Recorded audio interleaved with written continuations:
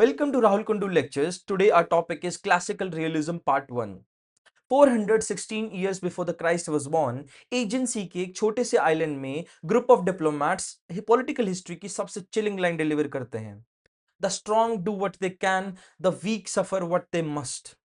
ये लाइंस थी एथेनियंस की for the people of Milos, जो कि एक छोटा सा आइलैंड है, न्यूट्रल रहना चाहता था स्पार्टा और एथेंस के युद्ध में। मिलियन से अपील कर रहे थे for the justice and fairness. But Athenians ने रिप्लाई किया कि जस्टिस सिर्फ इक्वल पावर्स में एग्जिस्ट करता है। Between strong and weak only interest exist. अब मिलियंस रिफ्यूज कर देते हैं सरेंडर करने को। एथेनियंस सभी मेल मेंबर्स की हत्या कर देते हैं और even sold the children and women into the slavery. यही रियलिज्म है। कोई फिलॉसफी नहीं है वॉर मॉन्गरिंग की, बल्कि एक डिस्क्रिप्शन है कि कैसे पावर एक्चुअली वर्क करती है जब स्टेक पर सर्वाइवल हो। So realism doesn't celebrate power, it warns us about what happens when we ignore it. तो आज हम बैक टू ओरिजिन्स जाएंगे। हम थ्यूसिडाइडस को भी पढ़ेंगे, मैकियावेली को पढ़ेंगे, होब्स को पढ़ेंगे and even we will touch upon the Kautilya. Different worlds हैं बट सेम इनसाइट है पावर, फियर और ह्यूमन नेचर के बारे में। सबसे पहले बात करते हैं थ्यूसिडाइडस की, जो कि है the general who became a historian. अब वो कोई आइवरी टावर में बैठे हुए फिलोसफर नहीं थे, बल्कि एक इथेनियन नेवल कमांडर थे जिन्होंने पेलोपोनेशियन वॉर में हिस्सा लिया था, जो एथेंस और स्पार्टा के बीच में करीबन 30 साल तक चली। 424 बीसी में उन्हें एम्फीपोलिस सिटी को कैप्चर करने के लिए भेजा गया। वो लेट हुए वहां पे अगेंस्ट द स्पार्टन्स और सिटी फेल कर गई। इसी वजह से उन्हें 20 साल के लिए एग्जाइल में भेजा गया। But exile gave him something invaluable. वो था पर्सपेक्टिव। अब वो बाहर बैठ के इंटरव्यूज ले सकते थे, उसको वॉर को वॉच कर सकते थे। इसी वजह से ही was able to write this one of the significant books in the history of the political history, that was the history of Peloponnesian War. अब थ्यूसिडाइडस को रेवोल्यूशनरी क्या चीज बनाती है? पहले के हिस्टोरियंस जैसे कि हेरोडोटस इसे इवेंट्स को ओमेन्स, गॉड या डिवाइन इंटरवेंशन कह के एक्सप्लेन करते थे। बट थ्यूसिडाइडस ने कहा नहीं, वॉर हैपन करती हैं और because of human nature, human interest and distribution of power. Thucydides का सबसे फेमस इंसाइट है जब वो डिस्टिंग्विश करते हैं immediate causes of war, specific dispute या इंसिडेंट जो ट्रिगर करते हैं हॉस्टिलिटीज को, एंड ट्रूएस्ट कॉज जो वो मानते हैं कि पीपल फेल टू अंडरस्टैंड। थ्यूसिडाइडस कहते हैं the growth of power of Athens and the alarm which this inspired in Sparta made war inevitable. Read that again. Athenian power increase कर रही है, जिसका फियर स्पार्टा को है। ना कोई आइडियोलॉजी है, ना कोई रिलीजन है, ना कोई स्पेसिफिक ग्रीवांस है, बस एक rising power threatening an established power. इस पैटर्न को a rising power threatening an established power is now called Thucydides trap, जो कि आप चाइना और यूएस के एग्जाम्पल से समझ सकते हैं। स्कॉलर्स और policy maker thinks that Washington and Beijing are falling into this Thucydides trap. अब 400 बीसी में लिखा गया कोई framework I still very important to study the great power rivalry. अब बात करते हैं थ्यूसिडाइडस के तीन फंडामेंटल मोटिव्स जो उन्होंने बताया था कि वो स्टेट के एक्शन को ड्राइव करते हैं। That is fear, honour and interest. Fear जो उन स्टेट को एंजाइटी होती है उसकी सिक्योरिटी या सर्वाइवल के बारे में। ऑनर जो कि वो डिजायर करता है state for is Prestige, recognition, respect के लिए। स्टेट केयर करता है अपनी स्टैंडिंग, रेपुटेशन और डिग्निटी के लिए। तीसरा इंटरेस्ट जो परस्यूट ऑफ मेटीरियल एडवांटेज या रिसोर्सेज या पावर है। ये तीन मोटिव्स थ्यूसिडाइडस ने जो सजेस्ट किए थे are constant across time and culture. Human nature does not change. Circumstances change करते हैं, टेक्नोलॉजीज चेंज करती हैं, but fear, honour and interest remain the drivers of political action.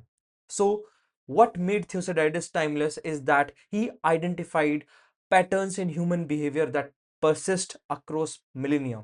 अब जंप करते हैं एंशियंट ग्रीस से रेनेसा इटली की तरफ to meet the most misunderstood thinker of political history, Niccolo Machiavelli, जो कि एक डिप्लोमेट और सीनियर ऑफिशियल थे फ्लोरेंस रिपब्लिक के, जिन्होंने 14 इयर्स तक इटालियन पॉलिटिक्स में हिस्सा लिया, नेगोशिएट किया किंग्स के साथ, पोप के साथ, even the most notorious Cesare Borgia के साथ। उन्होंने डील्स को, बिट्रेल्स को बनते खराब होते देखा। फिर आया 1512 जब मेडिची फैमिली ने पावर को सीज किया फ्लोरेंस में। Machiavelli was dismissed, arrested, even tortured over suspicion charges. उन्हें इवेंचुअली रिलीज किया गया, बट पॉलिटिकल लाइफ में उनकी इन्वॉल्वमेंट को बाहर रखा गया, but this they gave him a time to write. Like Thucydides, he also pondered and wrote something. In 1513, he produced The Prince, एक छोटी सी किताब जिसने स्कैंडलाइज किया रीडर्स को फॉर सेंचुरीज और अपना नाम कन्वर्ट किया एक एडजेक्टिव में. अब to call a Machiavellian is to accuse them of cunning, manipulation and moral ruthlessness. But is that reputation deserved? अब जानते हैं मैकियावेली ने असलियत में कहा क्या था. मैकियावेली का सेंट्रल आर्ग्यूमेंट था कि there is a gap between how we ought to live and how we actually live. अगर कोई रूलर इस गैप को इग्नोर करेगा, वो सोचेगा कि सब वर्ल्ड में गुड है, तो वो that person will be destroyed. He says कि a man who wishes to act entirely up to his profession of virtue soon meets with what destroys him among so much that is evil. अब ये कोई evil का celebration नहीं है, but is a warning. If you are responsible for a state जहां आपको security का ध्यान रखना है, वेलफेयर का ध्यान रखना है लोगों की, आप नाइव आइडियलिज्म के भरोसे नहीं रह सकते. आपको सीखना होगा, as Machiavelli put it, how not to be good. अब मैकियावेली तीन इंसाइट देते हैं प्रिंस में. पहला, फॉर्चून और वर्टू का, कि पॉलिटिक्स शेप होती है फॉर्चून से, यानी कि सर्कमस्टांसेस, लक, अनप्रिडिक्टेबल इवेंट से, बट फॉर्चून का हमेशा फेवर करता है वर्टू. कोई वर्चू नहीं होती मॉरल सेंस में, बट वर्टू होती है skill, boldness and the ability to adapt to changing circumstances. दूसरी बात, it is better to be feared than loved. अब वाई? बिकॉज लव क्रिएट होता है गुडविल ऑफ अदर्स से, विच कैन इवेपोरेट, लेकिन फियर डिपेंड करता है हम पे और your capacity. But this is very crucial. Machiavelli ने कहा है कि आपको हेट एक्यूमुलेट नहीं करना है. Fear is useful, hatred is dangerous. Third चीज, the ends justify the means, but this is only for statecraft. अब Machiavelli is not writing any guide की पर्सनल एथिक्स पे. He was writing for rulers जो कि decisions जिनका impact करेगा thousand of life. कि state जब stake पे होता है तो मोरालिटी को भी बेंड करना पड़ता है. तो अब हम चलते हैं 150 ईयर्स आगे थॉमस हॉब्स की तरफ. थॉमस हॉब्स जो कि अपनी राइटिंग्स लिख रहे होते हैं 17th सेंचुरी में, during the period of English civil war. English civil war में वो अपनी कंट्री को बर्बाद होता हुआ देख रहे हैं. He was seeing kings fighting against parliament, Protestant fighting against Catholic, neighbour against neighbour. तो 1651 में वो किताब लिखते हैं लेवियाथन नाम की, एक बुक जो कि फाउंडेशनल बनती है पॉलिटिकल फिलोसफी की और इंटरनेशनल रिलेशंस में. हॉब्स एक सिंपल क्वेश्चन पूछते हैं कि what would life be without government, without any authority to enforce order. He called this state of nature.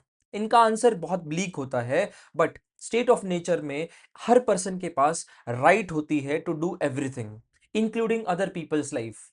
ना किसी के पास प्रॉपर्टी है, ना जस्टिस है, ना कोई सिविलाइजेशन है, बट एक कांस्टेंट फियर है और पॉसिबिलिटी ऑफ वायलेंट डेथ. वो कहते हैं the life of man is solitary, poor, nasty, brutish and short. अब within a society Hobbes argue करते हैं कि पीपल एस्केप करना चाहते हैं इस नाइटमेयर को थ्रू अ सॉवरेन, एक गवर्नमेंट जिसके पास एब्सोल्यूट ऑथोरिटी होगी टू मेंटेन ऑर्डर.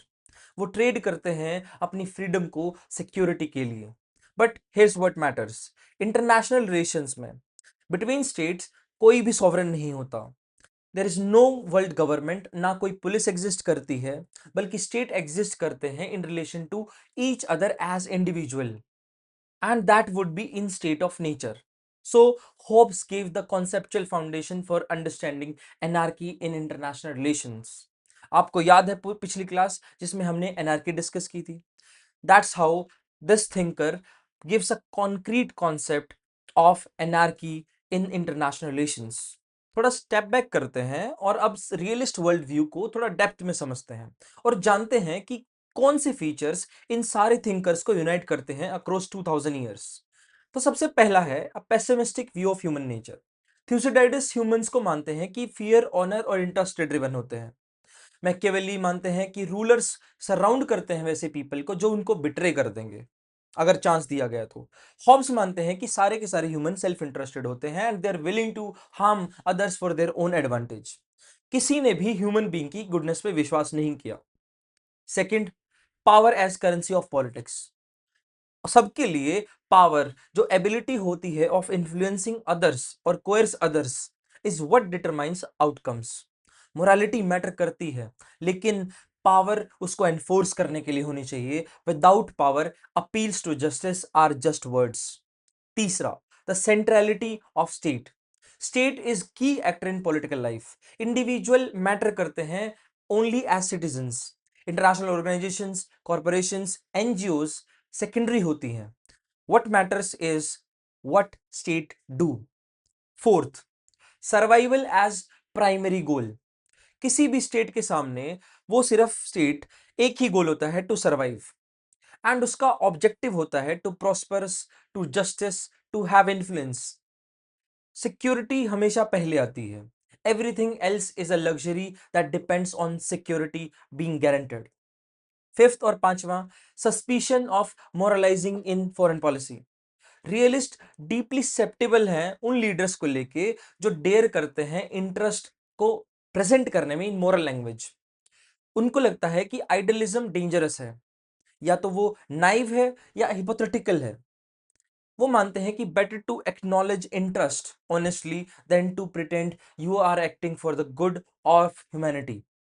अब आपको लग सकता है कि रियलिज्म सिर्फ एक वेस्टर्न ट्रेडिशन है, बट रुकिए, इंडिया में भी रियलिस्ट थिंकर हुए हैं, जैसे कि Kautilya, also known as Chanakya, जिन्होंने अर्थशास्त्र लिखा अराउंड 4th सेंचुरी BCE। ये टेक्स्ट थ्यूसिडाइडिस से भी पहले था, even more unsentimental than Machiavelli itself.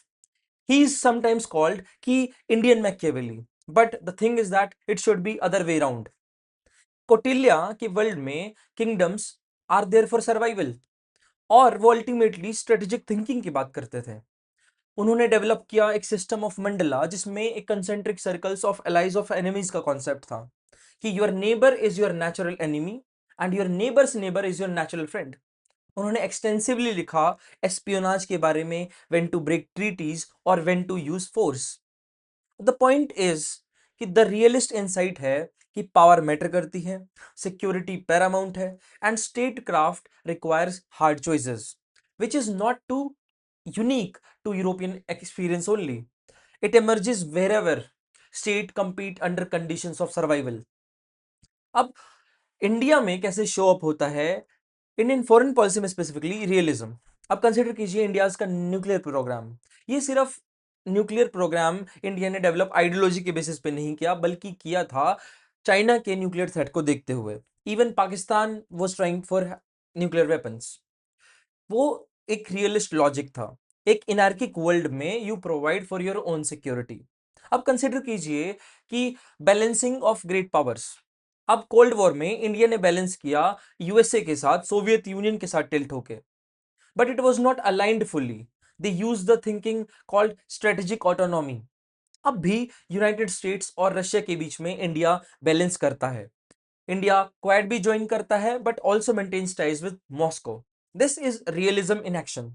अब कंसिडर कीजिए इंडिया का अप्रोच नेबरहुड में, या तो ईस्ट एशिया में लिया गया हो, ईस्ट पाकिस्तान में 1971 में लिया गया हो एक्शन हो, या श्रीलंका में डिफरेंट एक्शंस हो, and careful management of its neighbors, all reflect an awareness that power shapes outcomes. So, whether or not Indian leaders read Thucydides, they have often acted as realists. आज की discussion खत्म करने से पहले हम जानेंगे कि what realism is and what it isn't. पहली चीज, रियलिज्म कोई प्रिस्क्रिप्शन ऑफ वॉर नहीं है। Realist are the often first ones जो अवॉइड करना चाहते हैं वॉर्स को, हालांकि वो वॉर्स की कॉस्टलीनेस, अनप्रिडिक्टेबिलिटी और काउंटर प्रोडक्टिवनेस को भी समझते हैं। A good realist chooses battles carefully. दूसरी चीज, realism is not a rejection of morality. Realist believe करते हैं कि अपने सिटीजन्स को प्रोटेक्ट करना, स्टेबिलिटी को मेंटेन करना या कैटास्ट्रॉफिक वॉर्स को अवॉइड करना इटसेल्फ आर मॉरल गुड्स। तो they just refuse to sacrifice these goals for abstract principles. तीसरा, रियलिज्म कोई सिनिसिज्म नहीं है, ये एक ट्रेजिक विजडम है जो एक्नॉलेज करती है कि वर्ल्ड इम्परफेक्ट है और good intentions can lead to disaster, and that statecraft requires accepting difficult trade offs. तो आज की डिस्कशन से हमें तीन चीजें याद रखनी होंगी। पहली, Thucydides gave us the insight that power transitions cause conflict. Athenian power की growth led to fear in Sparta, war made inevitable. आज भी ये थ्यूसिडाइड्स ट्रैप के नाम से जाना जाता है, which is reflected in US China rivalry. Second, Machiavelli taught us the rulers that must learn how not to be good, not because कि मोरालिटी जरूरी नहीं है, बल्कि इसीलिए क्योंकि naive idealism will lead to destruction, और the prince is not just a celebration of evil but a guide to survival. Third, Hobbes provide करते हैं foundation of understanding international anarchy, कि स्टेट्स में there is no leviathan, no world government to enforce order. तो international system में हर state को खुद के सर्वाइवल के लिए, सिक्योरिटी के लिए उपाय खोजने होंगे।